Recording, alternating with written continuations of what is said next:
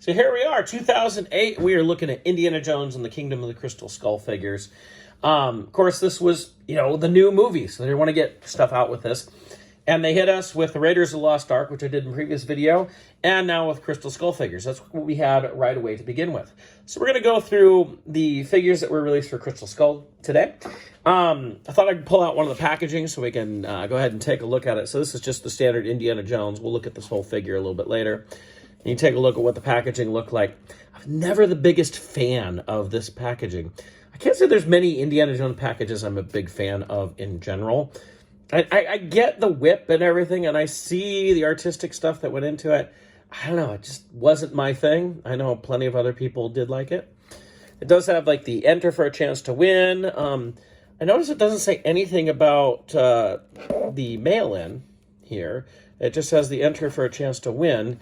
And I know it's probably in there, but we'll talk about the mail-in here in a minute. So let's look at these figures here. So we will start with that figure right there, which is the Crystal Skull Indy. Now he has two hands in this figure. One is holding a crystal skull, if I can get this in here, and it's permanently attached. Like you can't unattach it. It is a part of that hand. He comes with a separate hand to where you can change that out, which is odd because you can. Oh, I thought this was the figure. Yeah, you can take off his hat. So, and you have, it's basically the same sculpt as what we had for the younger Indy. They just painted his hair gray. Pretty much that's all they did. His hat does look a little bit big on him, but, it's the way we had to have it to get a removable hat. Other than that, it's mostly the same Indies what we have for Raiders of the Lost Ark. Same pants, same jacket, same satchel. Pretty much all the same stuff. Now, of course, he came with, like I said, the extra hand and a revolver as well.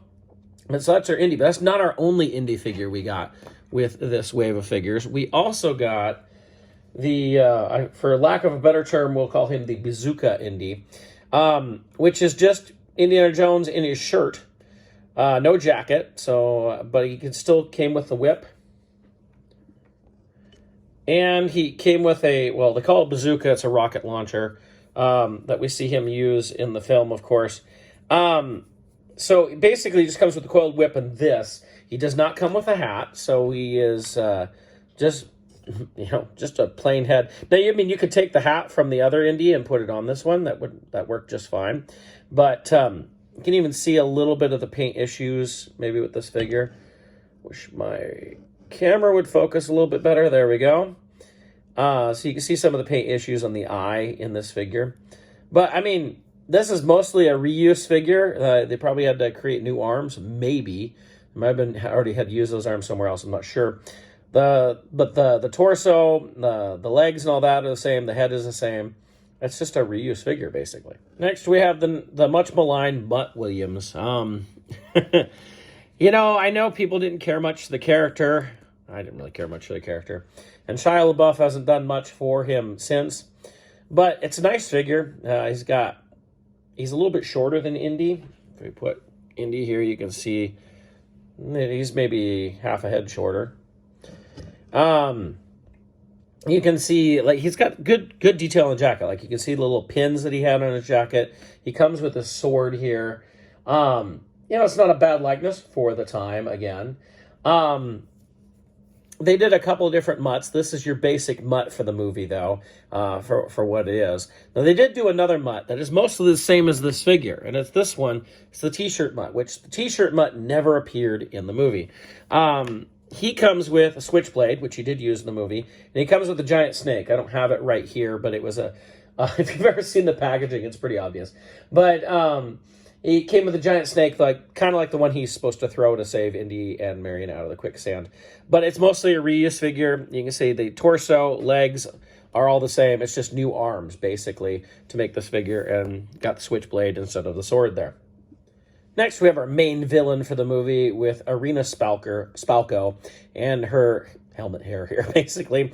Although many people pointed out you could reuse this head for a certain character from Star Wars Rebels if you wanted to do that custom.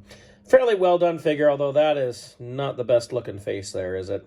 She comes with a sword here, and she does come with a pistol. I don't have that directly on me right now. It's not a bad figure. It represents the character very well from the movie, so we can go with that. Next, we have Dovchenko.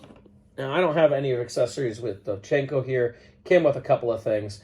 Came with an a machine gun and a pistol. But we can see here, we have Dovchenko here, and kind of see what his face looks like. Doesn't really look like the actor from the film. Decent figure, fairly well done. I've never gone and looked to see if maybe they reuse parts from him and into the Nazis or anything like that. But so that's our Dovchenko. Next, we have a Russian soldier. You know, it's interesting because this is kind of an army builder, and yet I only bought the one. And he comes with his machine gun as well.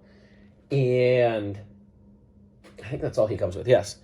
You know, it's a good little army builder, much like the Germans for the previous stuff. So, kind of nice to be able to get there. Some nice little details on it. And then we have a couple of, I don't know what to call them, inhabitants of where we're going. So first we have, I have to remember his name. The Cemetery Warrior is what we're calling him. And he comes with a blow dart gun right here.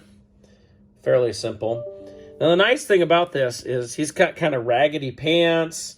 Yeah, this was a good figure for customs. Oh, he does have a little satchel thing here.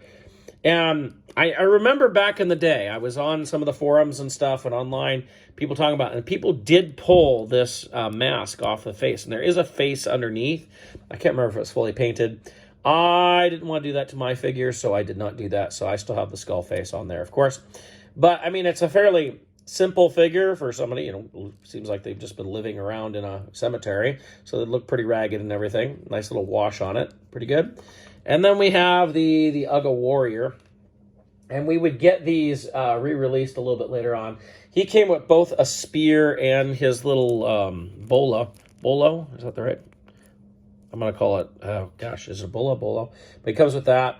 It's interesting that we got him and never got the natives from Raiders of the Lost Ark because they're wearing about the same amount here. I guess his butt's covered a little bit more, but nice little detail on him. It's a pretty good figure. I don't think we ever got the white version. No, we didn't. And because if you watch the movie, there's some that are like encrusted in white mud. And but you look at like the chest, you see lots of different little details on there, lots of things on the arms. A lot went into this figure to make a fairly nice figure. And that basically takes us through our run of the Crystal Skull figures. So the last thing to talk about with Kingdom of the Crystal Skull was the mail away. And I can't remember if it was, I think it was 6. You had to send away 6 of these little stickers with your passport thing or whatever. And I'm sure there was money. It was probably $5 or $6 at this point, I think. And you would get your own crystal skeleton, the full crystal skeleton with his throne. And, I mean, this is a nice throne. I mean, in today's day and age, we could 3D print something like this with this kind of detail. But back then, you didn't always see extra little pieces like this. And the skeleton itself is very well done. Now, I have hot glued mine in place just to keep it in place for my collection. I do that a lot with my stuff just to... If somebody walks through the collection area too much, it could knock over, when you have 13,000 figures, you don't want them to all fall over. So, but you can see the detail on that skull head there. There we go. Very nicely done. Lots of great stuff. Was this a spoiler? No, it's hard to say. I mean, it was a crystal skull. It obviously had to go to something, right? But it was a really cool mail away. And of course, you could order a bunch of these if you wanted to. And you could set up the whole little, I don't know what you call it, of all the crystal skeletons that we saw there at the end of the movie. But it's a nice little translucent blue-purple. In fact, it's catching the light really well on camera. But it's a really cool thing, and it was a nice deal. And these the mailaways came in a box. I don't have them right here with me. But it came in a box that kind of looked like the wooden crate that the Ark was packed in, too. So that was kind of a nice little touch. So that's a look at the Kingdom of the Crystal Skull figures.